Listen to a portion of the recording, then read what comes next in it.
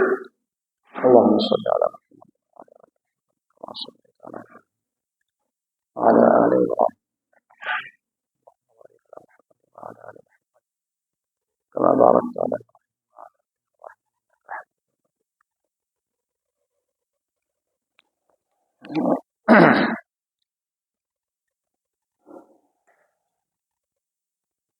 الحمد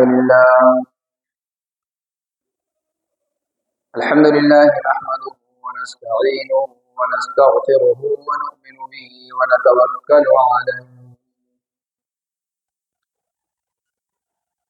ونعوذ بالله من شرور أنفسنا وسيئات أعمالنا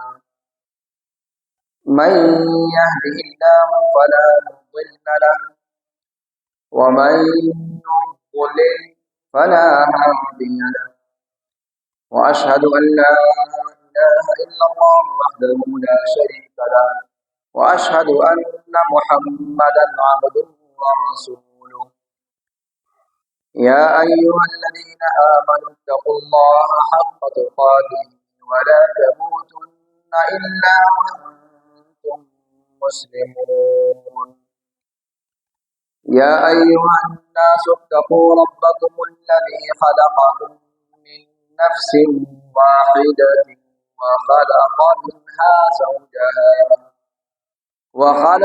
منها زوجها وبث منهما رجالا كثيرا ونساء واتقوا الله الذي تساءلون به والأرحام إن الله كان عليكم رقيبا يا أيها الذين آمنوا اتقوا الله وقولوا قولا سديدا يصلح لكم أعمالكم ويغفر لكم ذنوبكم ومن يطع الله ورسوله فقد فاز فوزا عظيما أما بعد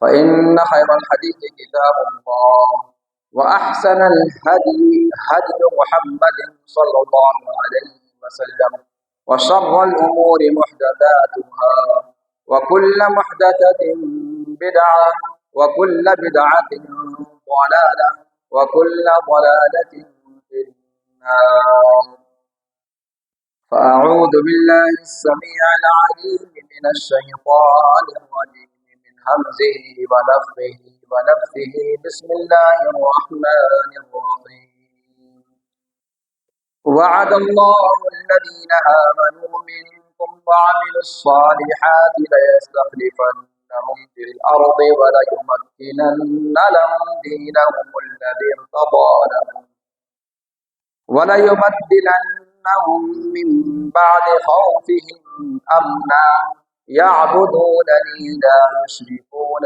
بي شيئا. وقال المصطفى صلى الله عليه وسلم فيما صح عنه احفظ الله يحفظك احفظ الله تجد تجاهك. رب اشرح لي صدري ويسر لي أمري واحلل عقدة من لساني يفقه قولي. رب زدني علما سبحانك لا علم لنا إلا ما علمتنا إنك أنت العليم الحكيم. حاضرین جمعہ، سامعین و سامعات، رب کریم کی حمد و ثنا اور خاتم النبیین والرسل فدا ہو ابی و امی صلوات ربی و سلامہ علیہ پر صلاۃ و سلام کے بعد آج کے خطبے میں جو موضوع منتخب کر کے آپ کے سامنے کچھ باتیں پیش کرنی مقصود ہیں وہ اس آیت کریمہ سے متعلق ہیں جو آیت خطبہ مسنونہ کے بعد آپ کی خدمت میں پیش کی ہے۔ اللہ رب العالمین نے ازل ہی میں یہ فیصلہ کر دیا تھا کہ غلبہ، نصرت اور فتح اس کے حزب کو حاصل ہوگی، اور دشمنوں کو اور جو اس کے مخالف ہیں، جو مخالفین ہیں، اللہ رب العالمین ان کو ہمیشہ ہزیمت خوردہ رکھے گا۔ اللہ رب العالمین ان کا انجام کار شکست اور پسپائی رکھے گا۔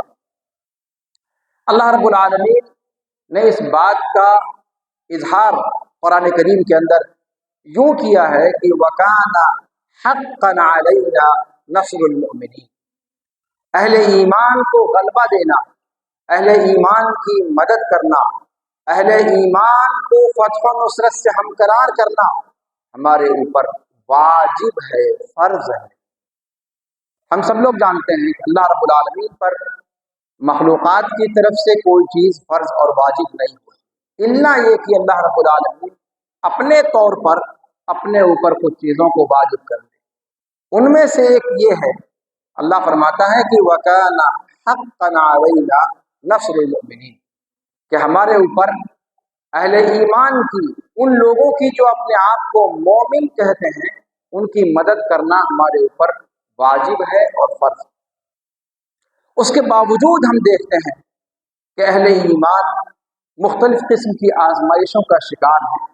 پوری دنیا کے اندر اس وقت ان کے اوپر ایک برا وقت آیا ہوا ہے، ہر طرف آزمائشوں کی اماوس بھری رات ان کے تعاقب میں ہے، اور ہر جگہ ایک آہ اور واویلا اور ایک چیخ و پکار کا سا سما ہے۔ اہل توحید، اہل ایمان، اہل حق ہر جگہ ستائے جا رہے ہیں، ظلم و ستم کا نشانہ بنائے جا رہے ہیں، اور مختلف قسم کی داخلی اور بیرونی سازشوں کا وہ شکار ہو رہے ہیں، اور ہر جگہ پر ان کی ہوا اکھڑی ہوئی دکھائی دے رہی ہے۔ یہ چیز جو مشاہد ہے، یہ اس بات کے خلاف ہے جو ہمیں قرآن کریم کے اندر دکھائی دیتی ہے۔ اسی طریقے سے قرآن کریم کی وہ آیت جس کو خطبہ مسنونہ کے بعد پڑھا گیا ہے، وہ آیت کریمہ در حقیقت اس اہم سبب کو بتلا رہی ہے، جو سبب ہمیں غلبہ اور نصرت عطا کرنے والا ہے، وہ سبب جو ہمیں فتح و نصرت سے ہمکنار کرنے والا ہے۔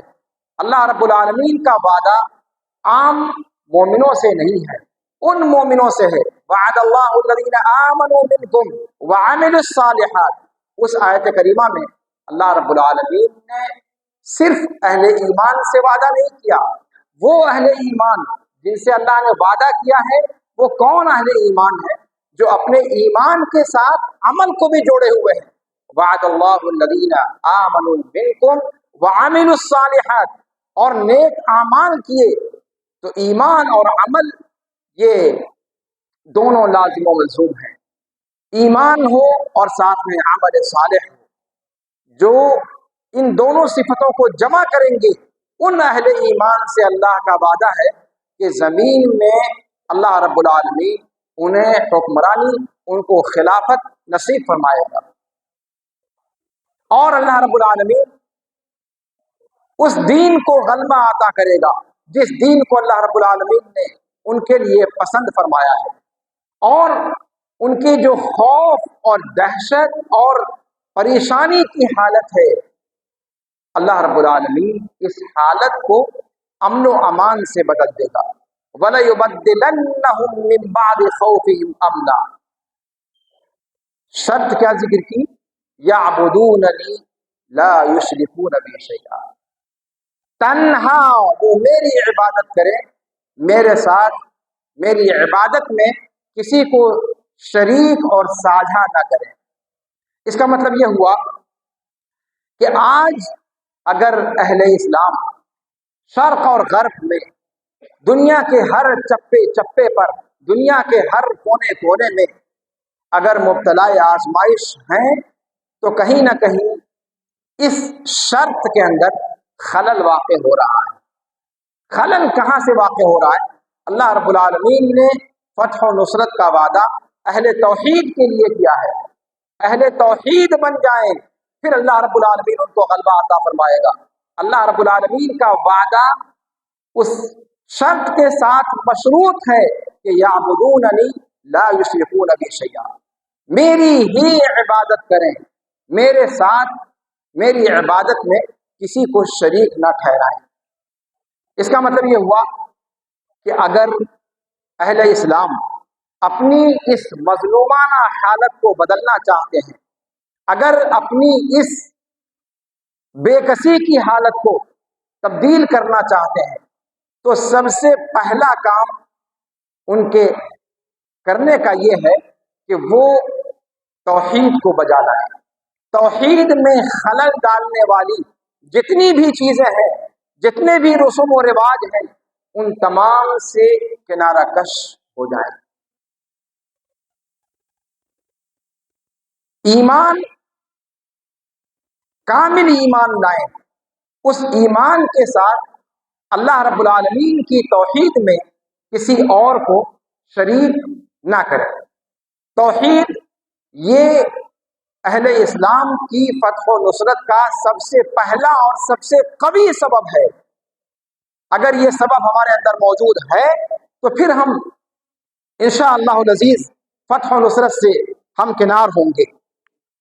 شرک سے اور شرک کے جتنے وسائل ہیں، اس کے جتنے راستے ہیں، اس کے جتنے خفیہ دروازے ہیں، ان تمام پر تالا لگا دیا جائے، ان تمام کو بند کر دیا جائے، توحید خالص اللہ رب العالمین کے لیے کر کے بجا لائی جائے۔ یہ توحید ایسی ہو کہ جس کے ماننے والے اللہ رب العالمین اور اللہ کے رسول صلی اللہ علیہ وسلم کے احکام کی پورے طور پر تابع داری کرنے والے ہوں۔ اللہ رب العالمین سورہ محمد میں فرماتا ہے کہ ان تنصروا اللہ ینصرکم ویثبت اقدامکم، اگر تم اللہ کی مدد کرو گے تو اللہ تمہاری مدد کرے گا۔ ان تنصروا اللہ ینصرکم، شرط یہ ہے کہ پہلے اللہ کی مدد کرو، اور اللہ کی مدد کیسے کرو؟ اللہ رب العالمین کے اوامر کو بجا لا کر، اللہ رب العالمین کی منع کردہ چیزوں کو چھوڑ کر، اللہ کے احکام کی تابع داری کر کے، اللہ کے احکام کی اطاعت کر کے، اللہ کے رسول کے اوامر کو بجا لا کر اور ان کی منع کردہ چیزوں کو چھوڑ کر، اگر ہم اس طریقے سے کرتے ہیں تو پھر اللہ رب العالمین کا وعدہ ہے کہ ان تنصروا اللہ ینصرکم ویثبت اقدامکم، وہ تمہاری مدد کرے گا اور تمہارے قدموں کو جمع دے گا، تمہیں ثبات قدمی عطا فرمائے گا۔ اسی طریقے سے اللہ کے رسول صلی اللہ علیہ وسلم کی اس روایت کے اندر، جس کو خطبہ مسئولہ کے بعد میں نے پڑھا، لمبی روایت ہے، اس کے اندر ایک ٹکڑا ہے کہ احفظ اللہ یحفظ۔ اللہ کے رسول صلی اللہ علیہ وسلم نے اپنے پیارے صحابی کو وصیت کرتے ہوئے، نصیحت کرتے ہوئے کچھ باتیں فرمائی تھی، ارشاد فرمائی تھی۔ ان میں سے ایک یہ تھی کہ احفظ اللہ یحفظ، تم اللہ کی حفاظت کرو، اللہ رب العالمین تمہاری حفاظت کرے گا۔ تم اللہ کی حفاظت کرو کا کیا مطلب ہے؟ کیا اللہ تعالیٰ پر کوئی بپتا آنے والی ہے اور ہم اور آپ اس کو دور کر سکتے ہیں؟ نعوذ باللہ ثم نعوذ باللہ، حاشا للہ، حاشا وکلا۔ احفظ اللہ، اللہ کی حفاظت کرو، یعنی اللہ رب العالمین نے جو اوامر، جو نواہی اس دنیا میں تمہیں دیے ہیں، تمہیں کچھ کرنے کو کہا ہے اور کچھ نہ کرنے کو کہا ہے، ان چیزوں کا خیال رکھو، یہ اللہ کی حفاظت ہے۔ احفظ اللہ کا مطلب یہ ہے کہ اللہ رب العالمین کی کہ فرمودات کا پاس و لحاظ رکھو، نتیجہ کیا ہوگا؟ یحفظ، وہ تمہاری حفاظت کرے گا۔ احفظ اللہ تجدہ تجاہک، اللہ رب العالمین کی حفاظت کرو، ہمیشہ اسے اپنے سامنے پاؤ گے، اور جس کے سامنے اللہ رب العالمین بنفس نفیس موجود ہو، اسے کوئی مغلوب کر سکتا ہے؟ دنیا کی کوئی طاقت اسے مغلوب کر سکتی ہے؟ ہو ہی نہیں سکتا۔ تو توحید کو بجا لانا یہ سب سے پہلا سبب ہے جو ہمیں فتح و نصرت سے ہمکنار کر سکتا ہے اور ہماری ڈوبتی ہوئی نیا کو ساحل سے لگا سکتا ہے۔ سب سے پہلا سبب توحید کو بجا لانا اور شرک کے اسباب سے دور رہنا۔ دوسرا سبب جو مسلمانوں کی اس حالت کو بدل سکتا ہے وہ ہے اپنی اپنی نیتوں کو خالص کرنا اور اپنے ہدف کو واضح کرنا، اپنا ٹارگٹ واضح رہنا۔ اس وقت مسلمانوں کے یہاں یہ ایک عجیب مصیبت آئی ہوئی ہے کہ ایک بے سمتی سی چھائی ہوئی ہے، کوئی ٹارگٹ نہیں، کوئی ایم نہیں، کوئی ہدف نہیں۔ سب سے پہلے ایک ہدف متعین کریں، اپنی نیت کو خالص کریں۔ اللہ رب العالمین نے فرمایا وَقَاتِلُوهُمْ حَتَّى لَا تَكُونَ فِتْنَةٌ وَيَكُونَ الدِّينُ كُلُّهُ لِلَّهِ، ان سے نبرد آزما رہو یہاں تک کہ فتنہ فرو ہو جائے، یہاں تک کہ فتنہ ختم ہو جائے اور دین پورے کا پورا اللہ رب العالمین کے لیے ہو جائے۔ تو یہاں اس آیت کریمہ میں اللہ رب العالمین نے اہل اسلام کو اس بات کی تلقین کی ہے کہ نبرد آزما رہنے کے لیے سب سے پہلے اپنی نیتوں کو خالص کرو اور پھر اس کے بعد اپنا ایک ٹارگٹ، اپنا ایک ہدف متعین کرو۔ اگر یہ ہدف متعین ہو جاتا ہے تو پھر اللہ رب العالمین کی فتح و نصرت تم سے دور نہیں ہے۔ اسی طریقے سے دوسری جگہ اللہ رب العالمین نے فرمایا یا ایھا الذین آمنوا اصبروا وصابروا ورابطوا واتقوا اللہ لعلکم تفلحون، اے ایمان والو صبر کرو، اصبروا صبر کرو، وصابروا اور ایک دوسرے کو صبر کی تلقین کرو، ثبات قدمی کی تلقین کرو، دین پر جمے رہنے کی تلقین کرو، اس لیے کہ وہ وقت آ چکا ہے جب ایک مسلمان آزمائشوں سے گھبرا کر اپنے دین تک کا سودا کر لیتا ہے، اپنے دین تک کو قربان کر دیتا ہے۔ شاید اسی وقت کی طرف اشارہ رہا ہو کہ اصبروا وصابروا، صبر کرو اور ایک دوسرے کو صبر کی تلقین بھی کرتے رہو، ثبات قدمی کی تلقین کرتے رہو۔ برا وقت اگر تمہارے اوپر آیا ہے تو کیا یہ برا وقت تم سے پہلے سابقہ امتوں پر نہیں آیا؟ ساری امتوں کو اللہ نے آزمایا ہے، اور امتوں کو چھوڑیے، آزمائشیں انبیاء کرام کے گھروں کو ڈھونڈ کر آئی ہیں۔ انبیاء کرام کو بھی ظلم و ستم کا نشانہ بنایا گیا، قرآن کریم کے اندر ان کی ساری تفصیلات موجود ہیں۔ صرف ظلم و ستم کا نشانہ نہیں بنایا گیا، صرف ٹارچر نہیں کیا گیا، بلکہ اذیتیں دے دے کر ان کی جان بھی لی گئی، ان کو دو لخت کیا گیا، ان کے جسم کے ٹکڑے کر دیے گئے۔ یہ سارے واقعات قرآن کریم کے اندر موجود ہیں۔ اگر انبیاء کرام کے ساتھ اس قدر آزمائشیں آ سکتی ہیں تو ہم اور آپ امتی ہو کر کے ہمارے اندر کیا سرخاب کے پر لگے ہیں؟ اعمال بھی کچھ نہیں، عقیدہ بھی موجود نہیں، توحید بھی موجود نہیں، صرف اس لیے ہمارا یہ غرہ، صرف اس لیے ہمیں یہ فخر کہ ہمارا نام عبداللہ اور عبد الرحمن ہے، ہمیں یہ غرور کہ ہمارا بال باقا نہیں ہوگا، ہمارے اوپر آزمائش نہیں آئے گی، یہ سوچ کیسے لیا؟ اس کا مطلب یہ ہے کہ ہم نے اپنے دین کو سمجھا ہی نہیں ہے۔ یہاں پر اس آیت کریمہ میں اللہ رب العالمین نے 3 باتوں کی طرف اشارہ کیا ہے۔ پہلی چیز یہ کہ صبر کرو، خود صبر کرو۔ کس چیز پر صبر کرو؟ ہر مصیبت پر صبر کرو، خود اپنے نفس کو کنٹرول کرنے میں صبر کرو۔ انسان کا نفس ہمیشہ بری چیزوں کی طرف انسان کو رغبت دلاتا ہے، خواہشات نفس کی پیروی کی طرف انسان کو آمادہ کرتا ہے، انگیخت کرتا ہے۔ ویسے موقع پر اپنے ख्वाहिशात नफ्स को कंट्रोल करो, अल्लाह की इताअत व फरमाबरदारी पर जम जाओ। दिल आमादा नहीं होगा मस्जिद की तरफ कदम उठाने पर, लेकिन सब्र करके, जबर करके, अपने नफ्स को कंट्रोल करके अपने आप को मस्जिदों की तरफ लाओ, इबादतों की तरफ लाओ, अल्लाह रब्बुल आलमीन की फरमाबरदारी के कामों की तरफ लाओ। दिल आमादा नहीं होगा, उसे आमादा करके इकराह के साथ, जबर के साथ अल्लाह की इबादत पर डट जाओ और ख्वाहिशात नफ्स से अपने आप को कंट्रोल करो। तो सब्र अला ताआ, जो मुहक्किकीन उलमा ने इसकी तफसीर बयान की कि जो सब्र करने का हुक्म दिया, सब्र किस चीज का? सब्र अला ताआ, नेक काम करने के लिए जो दिल आमादा नहीं होता है इंसान का आसानी के साथ।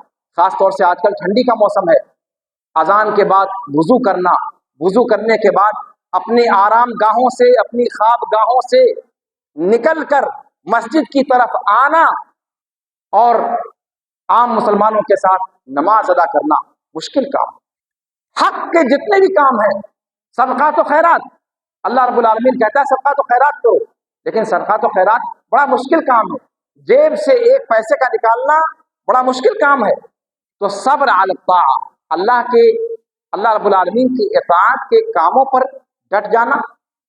और दूसरी चीज अस्सब्र अन मासियतिल्लाह, अल्लाह की मासियतों के जो काम हैं, जिन पर आपका जो नफ्स अम्मारा है वो बगटक भागता है, सरपट भागता है, बगैर कंट्रोल के उस पर रफ्तार पकड़ता है, स्पीड पकड़ता है, उस ख्वाहिशात के घोड़े के लगाम को कसो।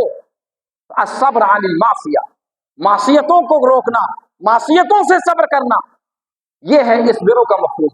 और साबिरू, दूसरों को सब्र की तलकीन करो और दीन पर सबात कदमी के लिए उन्हें आमादा करो।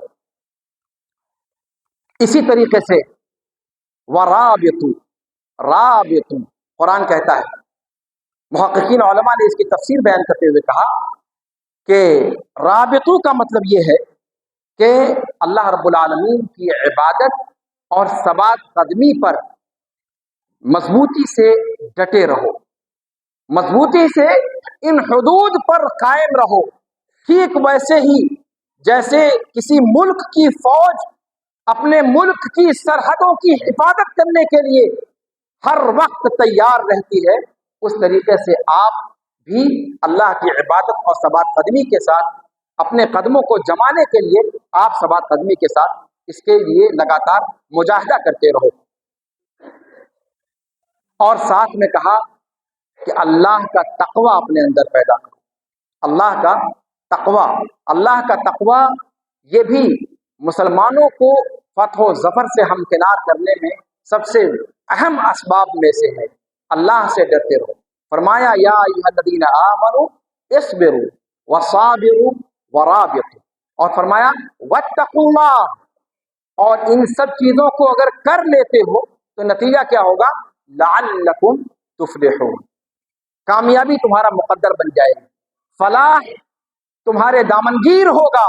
इस दुनिया में भी कामयाबी और कामरानी से हम किनार होगे और आखिरत में भी फलाह और कामरानी तुम्हारे दामनगीर होगी। यहाँ पर मैं हजरत उमर इब्न अब्दुल अजीज रहमहुल्लाह का एक कौल है, उसको मैं पेश करना चाहूँगा।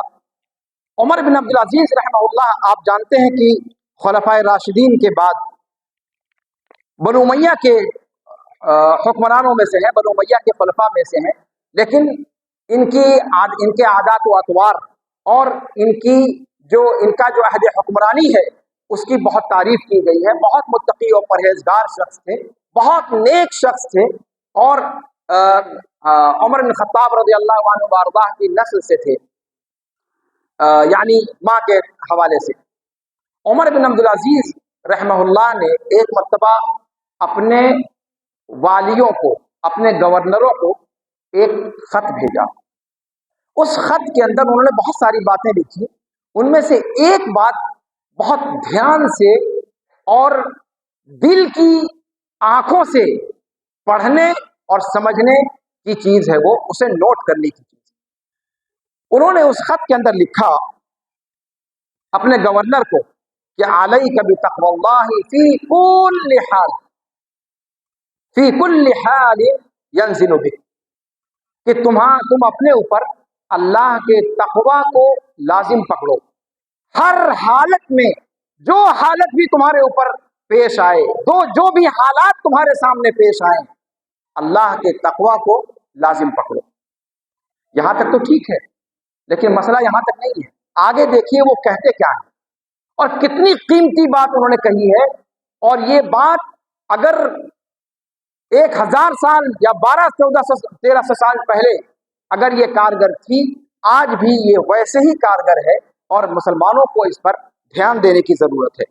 فرمایا کہ فَإِنَّ تَقْوَى اللَّهِ أَفْضَلُ الْعُدَّةِ وَأَبْلَغُ الْمَكِيدَةِ وَأَقْوَى الْقُوَّةِ، کہا کہ تقوی کا حکم کیوں دے رہا ہوں؟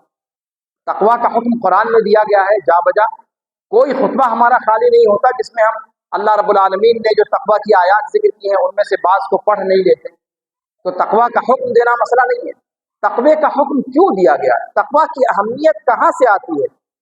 فرمایا اس لیے کہ اللہ کا تقوی یہ سب سے بہترین ہتھیار ہے، اور فرمایا وَأَبْلَغُ الْمَكِيدَ، دشمن کو زیر کرنا چاہتے ہو نا، دشمن کو زیر کرنے کے لیے جتنی چالیں تم چل سکتے ہو، ان تمام چالوں میں سب سے خطرناک چال ہے اللہ کا تقوی۔ اللہ کا تقوی اختیار کر کے دیکھو، وَأَبْلَغُ الْمَكِيدَ، سب سے خطرناک چال ہے یہ دشمنوں کے حق میں، دشمنوں کو جو زیر کرنے والی ہے، وَأَقْوَى الْقُوَّةِ، اور سب سے بڑی طاقت ہے، یہ سپر پاور ہے جو اللہ رب العالمین نے مسلمانوں کو عطا کی، سپر پاور، اقوى القوة۔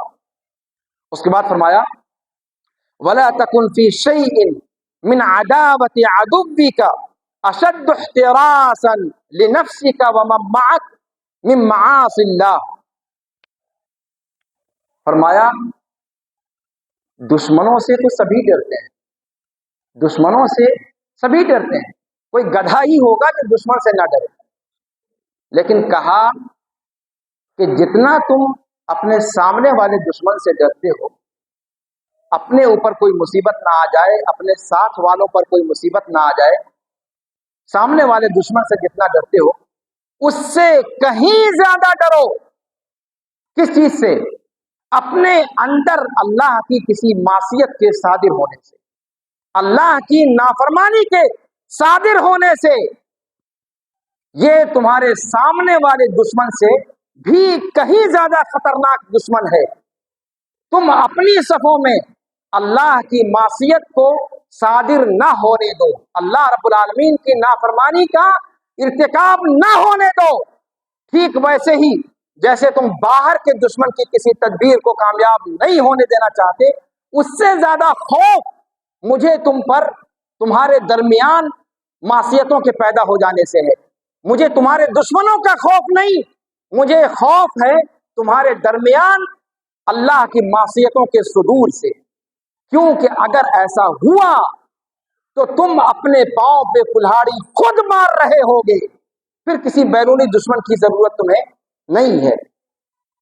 فرمایا فَإِنَّ الذُّنُوبَ أَخْوَفُ عِنْدِي عَلَى النَّاسِ مِن مَكِيدَةِ عَدُوِّهِمْ، مجھے لوگوں پر سب سے زیادہ خوف اور سب سے زیادہ ڈر،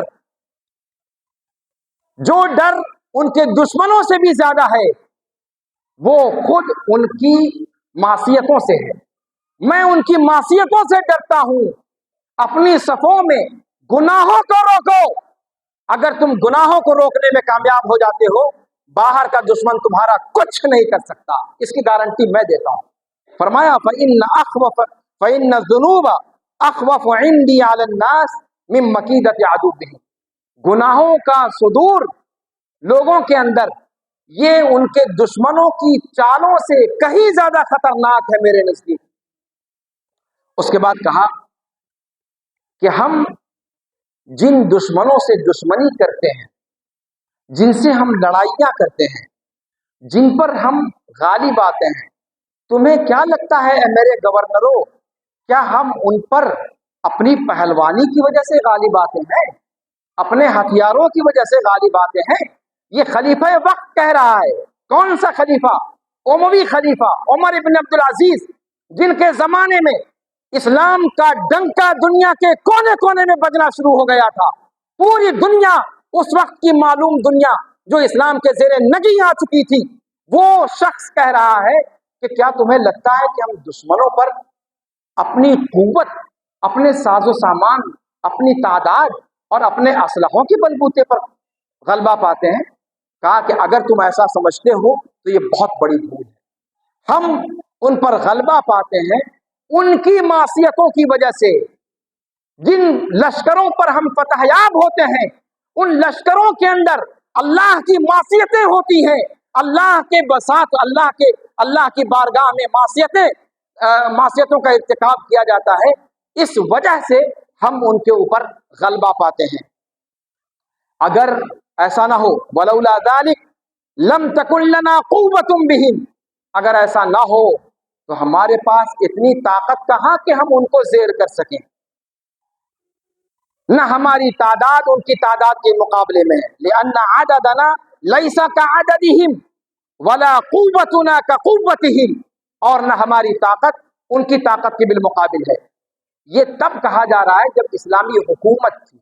دھیان دیجیے گا، یہ تب کی بات کہی جا رہی ہے جب ہر چہار دانگ عالم میں اسلام کا ڈنکا بج رہا تھا۔ اس وقت حاکم وقت نے یہ بات کہی تھی کہ ہماری تعداد ان کی تعداد کے بالمقابل کچھ نہیں ہے، ہماری طاقت ان لوگوں کی طاقت کے مقابلے کچھ نہیں ہے۔ اگر ہم ان پر غلبہ پاتے ہیں، ان پر فتح یاب ہوتے ہیں، تو وہ صرف اس لیے ہوتے ہیں کہ ان کے ہاں معصیتیں پائی جا رہی ہیں، ان معصیتوں کی وجہ سے وہ مغلوب ہوتے ہیں اور ہم غالب ہوتے ہیں۔ یہاں پر بعض طلبہ بھی موجود ہیں، انہوں نے درس کی کتابوں میں پڑھا ہوگا بنو اسرائیل کا قصہ۔ جب بنو اسرائیل کو مغلوب نہیں کیا جا پا رہا تھا، تو پھر لوگوں نے ایک ایسے شخص کا سہارا لیا تھا جو مستجاب الدعوات تھا۔ بڑا مشہور قصہ ہے۔ مستجاب الدعوات ایک شخص تھا، اس کا سہارا لیا کہ تم آؤ اور بنو اسرائیل پر بد دعا کرو اور ہمارے لیے دعا کرو کہ ہم جیت جائیں، غلبہ ہمارا ہو۔ اس نے کہا کہ بھیا ایسا کیسے کر سکتے ہیں، وہ ان کے ساتھ موسیٰ ہے، اللہ کا رسول ہے، اور میں جانتا ہوں کہ وہ حق ہے، میں ان کے خلاف کیسے بد دعا کر سکتا ہوں؟ کہا کہ تمہیں کرنا ہوگا۔ مجبور کیا، تکرار کرتے رہے، جہاں تک کہ اس کو جو ہے مجبور کر دیا بد دعا کرنے پر۔ لیکن جب وہ بد دعا کر رہا تھا، بلعام باعور کا قصہ بڑا مشہور ہے، آپ لوگوں نے بھی اس کو بارہا سنا ہوگا۔ جب وہ بد دعا، لیکن اللہ رب العالمین نے جب وہ بنو اسرائیل کے لیے بد دعا کرتا تھا، اللہ تعالیٰ اس کی زبان پھیر دیا کرتا تھا، بنو اسرائیل کی جگہ پر وہ اپنی قوم کا نام لے لیتا تھا، اور جب بد دعا اپنی قوم کے لیے جب دعا کرتا تھا تو وہاں پر اپنی قوم کا نام آنے کے بجائے بنو اسرائیل کا نام آ جاتا تھا۔ اس نے کہا کہ اب تو ہمارا دین بھی گیا، ہماری دنیا بھی گئی، اب تو برباد ہو گئے۔ اس کے بعد جو تدبیر اختیار کیا اس نے، وہ کیا تدبیر تھی؟ قرآن کے اندر تفسیروں میں موجود ہے، اس واقعے کو پڑھیے آپ۔ کہا کہ اب تو ایک ہی شکل ہو سکتی ہے کہ کسی طریقے سے بنو اسرائیل کو گناہ میں ڈالو، جب تک ان کو گناہ میں نہیں ڈالو گے تب تک ان پر تم فتح یاب نہیں ہو سکتے۔ نتیجہ یہ ہوا کہ عورتوں کو تیار کیا، حسین دوشیزاؤں کی ایک فوج تیار کی، اور ان کو سامان بیچنے کے لیے، مختلف قسم کے سامان بیچنے کے لیے ان کو کہا کہ جا کر کے بنو اسرائیل کے خیمے میں اپنے اپنے سامان بیچو۔ اور پھر اس کے بعد جو ہوا وہ آپ سبھی لوگ جانتے ہیں کہ کیسے ایک ہٹا کٹا مشتنڈا بنو اسرائیل کا ان میں سے ایک حسینہ کے چکر میں پھنسا اور پھر زنا کر بیٹھا، اور جیسے ہی زنا ہوا ویسے ہی طاعون پھیلا، اور یک لخت بنو اسرائیل کی کتنی بڑی تعداد ہلاک و برباد ہو گئی، تاکہ پھر اس کا تدارک کیا گیا، اور پھر اس زانی کو نیزے میں اس کی لاش کو لٹکا کر کے نکلا جو حاکم تھا وہاں کا، جو ذمہ دار تھا، اور اس نے کہا کہ اے اللہ، ہم اپنے درمیان تیری معصیت کرنے والوں کے ساتھ یہ سلوک کرتے ہیں۔ اور اتنا بڑا نیزہ تھا کہ لکڑی اور لکڑا، وہ لڑکی، وہ جو عورت تھی وہ، اور جو وہ بدقماش شخص تھا، ان دونوں کو ایک ہی نیزے میں پرو کر کے لایا، اور پھر اللہ رب العالمین کے سامنے آ کر کے ان لوگوں نے دعا کی اور پھر دعا کے نتیجے میں پھر کایا پلٹی اور اللہ رب العالمین نے پھر ان کو غلبہ نصیب فرمایا۔ تو مطلب اس قسم کے واقعات ہماری شریعت کے اندر موجود ہیں۔ عمر بن عبدالعزیز رحمہ اللہ کا یہ کہنا یہ ان کا اپنا قول نہیں ہے، بلکہ یہ چیز اس کی اساس موجود ہے، اس کی دلیل موجود ہے۔ یہی وجہ ہے کہ جنگ بدر کے اندر آپ دیکھ لیں کہ مسلمانوں کی تعداد کتنی تھی؟ 313 مقابل میں 1000۔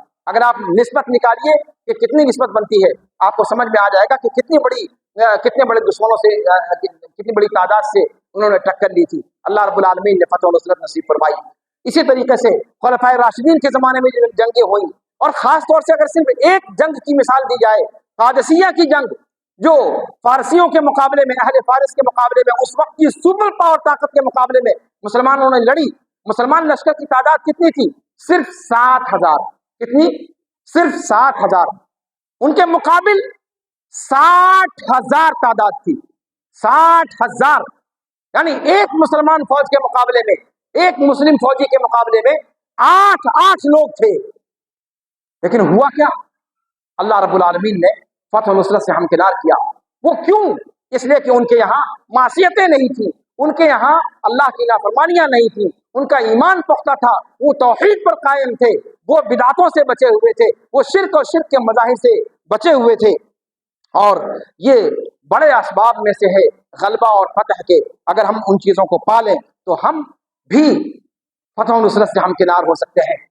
ایک اور سبب کو ذکر کر کے میں اپنی بات ختم کروں گا، جن کو عام طور سے سبب کہا جاتا ہے، لیکن وہ سبب، اس کا درجہ بعد میں ہے، پہلے نہیں، اور وہ ہے تیاری کرنا۔ دشمنوں کے مقابلے کی تیاری کرو۔ دشمن اگر تیار ہے تو تم بھی تیاری کرو۔ تم نے بھی ہاتھ میں چوڑیاں نہیں پہن رکھی۔ وَأَعِدُّوا لَهُمْ مَا اسْتَطَعْتُم مِّن قُوَّةٍ وَمِن رِّبَاطِ الْخَيْلِ تُرْهِبُونَ بِهِ عَدُوَّ اللَّهِ وَعَدُوَّكُمْ وَآخَرِينَ مِن دُونِهِمْ لَا تَعْلَمُونَهُمْ اللَّهُ يَعْلَمُهُمْ۔ یہ آیت کریمہ ہمیں بتلاتی ہے کہ مسلمانوں کو بھی ہاتھ میں چوڑی پہن کر نہیں بیٹھنا چاہیے، اور وقت اور حالات کے لحاظ سے جیسے جس زمانے کے تقاضے ہوں، ان تقاضوں کو بروئے کار لاتے ہوئے وہ اپنی تیاریاں بھی کریں اور اپنے آپ کو تیار رکھیں، اپنے آپ کو مرد بنائیں، عورتیں نہ بنائیں، عورتوں کی صفت اپنے اندر نہ پیدا کریں، اور وہ ساری چیزیں اختیار کریں جو ظاہری طاقت کے وسائل ہیں، ہتھیار ہوں یا سواریاں ہوں یا سائنسی قوت ہو، ٹیکنالوجی کی قوت ہو، علم کی قوت ہو، جن وسائل کو بھی استعمال کرنے کی ضرورت ہے ان وسائل کو استعمال کیا جائے اور پھر مد مقابل آیا جائے۔ اسی طریقے سے اسباب میں سے یہ بھی ہے کہ مال خرچ کیجیے، اللہ کے راستے میں مال خرچ کیجیے، بخیل نہ بنیے۔ اللہ کے راستے میں مال خرچ کرنا یہ بھی فتح و ظفر کے اسباب میں سے ہے۔ وَمَا تُنْفِقُوا مِنْ شَيْءٍ فِي سَبِيلِ اللَّهِ يُوَفَّ إِلَيْكُمْ وَأَنْتُمْ لَا تُظْلَمُونَ۔ اسی آیت میں جس میں کہا گیا کہ دشمنوں کے لیے تیاری کرو، اسی میں اس بات کو کہا گیا کہ وَمَا تُنْفِقُوا، اللہ کے راستے میں خرچ کرو، اور جو کچھ تم اللہ کے راستے میں خرچ کرو گے، جو مال اور جو پیسے لگانے پڑیں گے اس کو لگاؤ، اور جو کچھ بھی تم لگاؤ گے اللہ رب العالمین اس کا دوچند کر کے تمہیں دے گا اور تم پر ظلم نہیں کیا جائے گا۔ اسی طریقے سے اور بھی اسباب ذکر کیے جاتے ہیں، لیکن وقت کی تنگ دامانی کو دیکھتے ہوئے اپنی گفتگو کو اسی پر ختم کرتا ہوں۔ اللہ رب العالمین سے دعا ہے کہ اللہ رب العالمین ہمیں اپنے دین کی سمجھ عطا فرمائے، اللہ رب العالمین ہمیں توحید کے مضامین کو سمجھنے کی توفیق عطا فرمائے، اللہ رب العالمین شرک اور بدعت سے ہمیں بچائے، اللہ رب العالمین ہمیں باطل رسم و رواج سے بچائے، اللہ رب العالمین ہمیں قرآن و سنت کی روشن شاہراہ پر چلنے کی توفیق عطا فرمائے، اللہ رب العالمین اہل اسلام کو غلبہ نصیب فرمائے، اللہ رب العالمین جہاں جہاں اہل اسلام آزمائشوں کا شکار ہے، اے بار الہ تو جبار ہے، تو قہار ہے، اے بار الہ تیرے سامنے کسی کی کوئی سکت نہیں، اے بار الہ تو ہماری بدعمالیوں کو نہ دیکھ، اے بار الہ تو اپنے رحم و کرم کا معاملہ فرما، اے بار الہ جہاں جہاں اہل اسلام کے لیے سازشیں رچی جا رہی ہیں، جہاں جہاں ان کے قافیے تنگ کرنے کی کوشش کی جا رہی ہے، اے بار الہ دشمنوں کی چالوں کو، دشمنوں کی سازشوں کو خود دشمنوں کے اوپر پھیر دے، خود ان کو تو ان کے چنگل میں پھنسا دے۔ اے بار الہ تو اس چیز پر قادر ہے، اے بار الہ تو قادر مطلق ہے، اے بار الہ تیرے کن کی دیر ہے اور پھر فیکون ہو جاتا ہے۔ اے بار الہ تو پوری دنیا کے اندر اہل اسلام کو غلبہ نصیب فرما۔ اے بار الہ تو انہیں عزت و تمکنت نصیب فرما۔ اے اللہ تو ان کی جو مظلومیت ہے ان کو مظلومیت سے نکال دے۔ اے بار الہ انہیں بھی اپنا سر فخر سے بلند کرتے ہوئے اس دنیا میں جینے کا حق عطا فرما۔ اے بار الہ ہم میں سے جو لوگ جس قسم کی بھی جائز ضروریات رکھتے ہوں، جن میں تیری رضا ہو اور ہماری بھلائی ہو انجام کے اعتبار سے، اے بار الہ ان ضروریات کی تکمیل کے اسباب مہیا فرما دے۔ ہم میں سے جو لوگ قرض دار ہیں ان کی قرض کی ادائیگی کی سبیل پیدا فرما دے۔ ہم میں سے جو لوگ بیمار ہیں انہیں شفاء کامل و عاجل عطا فرما، اور جب ہمارا خاتمہ ہو تو ہم سب کا خاتمہ بالخیر فرما۔ اقول قولی ھذا واستغفر اللہ لی ولکم ولسائر المسلمین فاستغفروہ من کل ذنب انہ هو الغفور الرحیم۔